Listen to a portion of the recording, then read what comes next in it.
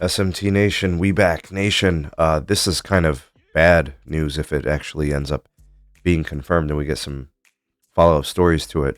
But there are starting to be a little bit of, I guess, traction online, different platforms. The layoff.com has some threads on this, as well as on X on Twitter. None of that is official, but there could be some layoffs coming to Verizon if any of these speculations turn out to be true. Anyways, I'll be sure to link the layoff.com for you if you want to take a look at some of the comments from random, just randos, random people, nobody they're all anonymous, right? So I'm not saying any of this is credible, just saying that it's out there and it's floating around. Let's discuss that here in today's video. I'll provide that link in the description. All right, guys, so here's what's going on. The rumors are, and strictly rumors, that on March 29th, so at the time of this recording, that would be the next day, or possibly the day after, we're seeing, some people are reporting it, within the next 24 to 48 hours. They're reporting that there are going to be layoffs at Verizon. I don't know. Nobody has speculated on how many folks would be impacted, how many jobs would be laid off, which departments or whatever.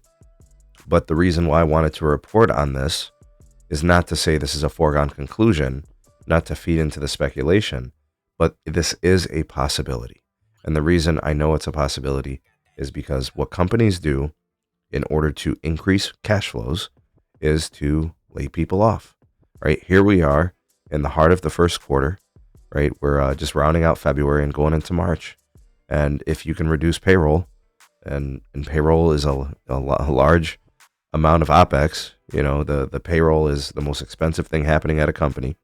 Even a company the size of Verizon, which has 130,000 employees, if they're to lay off 5 or 10,000 folks, that is substantial, right? That would be the equivalent of, anywhere between, 5 and 9% of the workforce. So I don't know if it's call center folks. I don't know if it's sales agents. I don't know if it's call centers. I don't know.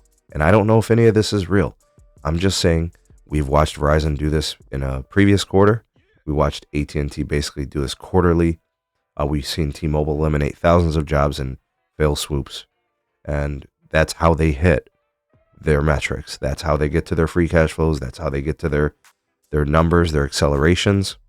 If they have slow quarters, you lay off, and by reducing your head count, you reduce your operational cost, right? So doors are open, sales are happening.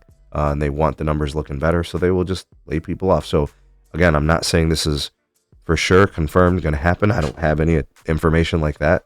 Just saying that it is in the realm of possibility. We are in the heart of Verizon's slowest quarter historically every year. And if I remember correctly, they have announced layoffs before in the first quarter. So that is not unprecedented. That is possible. Hoping for the best, hoping this is actually completely false and wrong. And hopefully those folks can continue to work and they're not impacted by this. But we know that layoffs and earnings per share and all these other metrics that investors care about, they could be addressed with this. 5, 10,000 layoffs at a time.